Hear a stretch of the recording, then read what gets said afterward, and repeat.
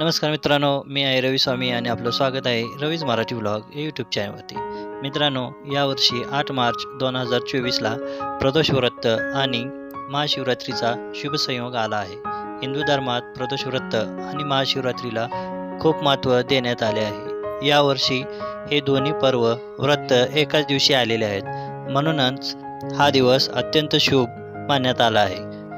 प्रदोष व्रत आणि महाशिवरात्रीच्या संगमामुळे मानवी जीवनात सुखशांतीचा अमृताचा वर्षाव होतो.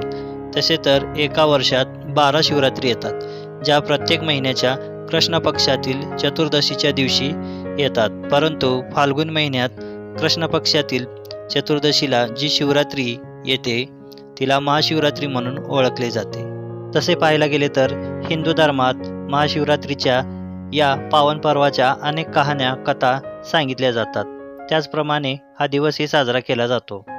कोणी या दिवसाला भगवान शिवशंकराचा जन्मदिवस म्हणून साजरा करतात, तर कोणी या दिवशी शंकरांनी समुद्रमंथनातून उत्पन्न झालेले हालाहल विष प्राशन करून संपूर्ण सृष्टीला या विषाच्या प्रभावातून मुक्त केले होते म्हणून हा दिवस साजरा करतात.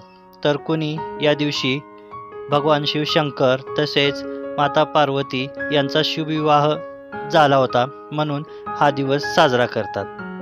परंतु वेद ऋषी वेदव्यास यांनी लिहिलेल्या श्री शिव महापुराण कथेत वर्णन केलेल्या विद्येश्वर संहिता खंडात वर्णन केलेल्या वर्णनानुसार आपण भिल्ल आणि हरणीची महाशिवरात्रीची कथा म्हणून पाहतो.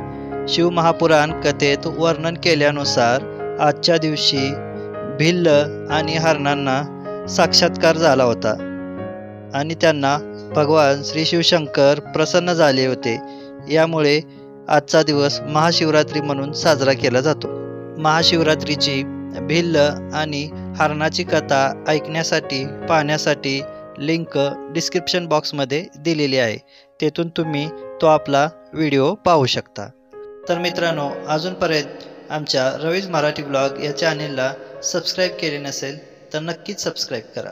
यानी कान्यत्रलिंगानी स्थावरानी चरानीच तेषु संक्रमते देवस्तस्या रात्रो येतो हरा शिवरात्रीस्तथा प्रोक्ता तेन या हरिवल्लभा.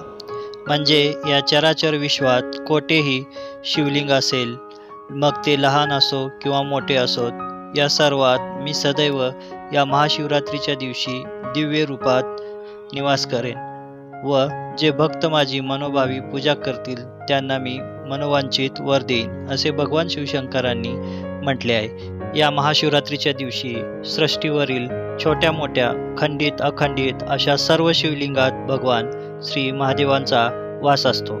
त्यांना या दिवशी लवकर प्रसन्न करता येते. तसेच प्रदोष व्रत आणि महाशिवरात्रीला भगवान शिवशंकरांची विशेष पूजा केली जाते.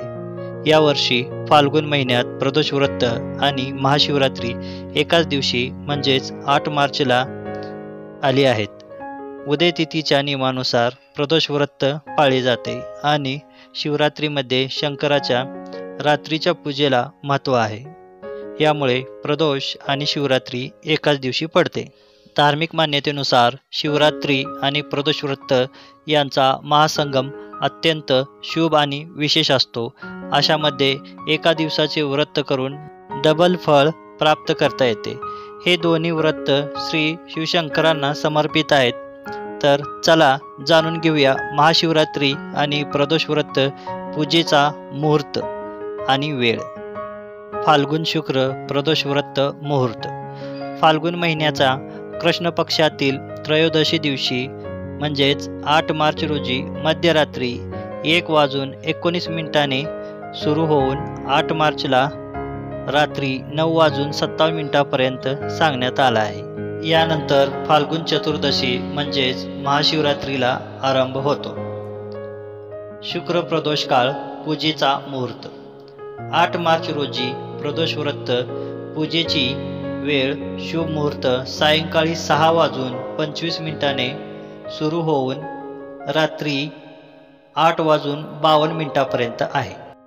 तर मित्रांनो, इथे लक्षात घ्या की प्रदोष काळ सुरू होतो 8 मार्च रोजी मध्यरात्री 1:19 आणि संपतो रात्री 9:27 तर यामध्ये प्रदोषकाळ पूजेची वेळ आहे म्हणजे शुभ मुहूर्त आहे 6:25 पासून ते रात्री 8:52 यानंतर महाशिवरात्री पूजेची मुहूर्त वेळ 8 मार्च रोजी महाशिवरात्रीची महादेवाची पूजेची वेळ सायंकाळी 6:25 ते 9:28 आहे. त्यातही मित्रांनो महापुष्यामृत योग म्हणजे 6:25 पासून ते रात्री 8:52 आहे. यावेळी पूजा केल्याने प्रदोष व्रताचे तसेच महाशिवरात्रीचे फळ प्राप्त होते. तसेच खालीलप्रमाणे रात्रीच्या 4 प्रहराचे 4 मुहूर्त दिले आहेत. या मुहूर्तातही पूजा करता येते. नंबर 1 रात्रीचे प्रथम चरण आणि पूजेची वेळ 8 मार्च रोजी सायंकाळी 6:25 ते रात्री 9:28 आहे. नंबर 2 रात्रीच्या दुसऱ्या चरणातील पूजेची वेळ 8 मार्च रोजी रात्री 9:28 पासून ते 9 मार्च रात्री 12:31 आहे. त्यानंतर रात्रीच्या तिसऱ्या प्रहरातील पूजेची वेळ 9 मार्च रोजी रात्री 12:31 पासून ते 9 मार्च रोजी पहाटे 3:34 आहे. त्यानंतर नंबर 4 रात्रीच्या चौथ्या चरणात पूजेची वेळ 9 मार्च रोजी पहाटे 3:34 पासून ते 9 मार्च रोजी पहाटे 6:37 काळ शुभ काळ मानण्यात आला आहे. अशा प्रकारे आपल्याला या दिलेल्या वेळेत महाशिवरात्रीची पूजा करून घ्यायची आहे. या दिवशी रात्री जागरण करून 4 प्रहरात 4 चरणात श्री महादेवांची पूजा केल्याने आपल्या सर्व अडचणी दूर होतात. तसेच आपल्याला मोक्षप्राप्ती होते. पूजा झाल्यानंतर भिल्ल आणि हरणाची कहाणी नक्की वाचावी किंवा ऐकावी. यामुळे ज्याप्रमाणे भिल्ल पावन होऊन मोक्षप्राप्तीला गेला तसेच आपले जीवनही सार्थकी लागते, पावन होते आणि आपल्याला मोक्ष प्राप्त होते. तसेच आपल्याला शिवपदाजवळ स्थान मिळते. तर मित्रांनो ही माहिती कशी वाटली हे आम्हाला नक्कीच कळवा.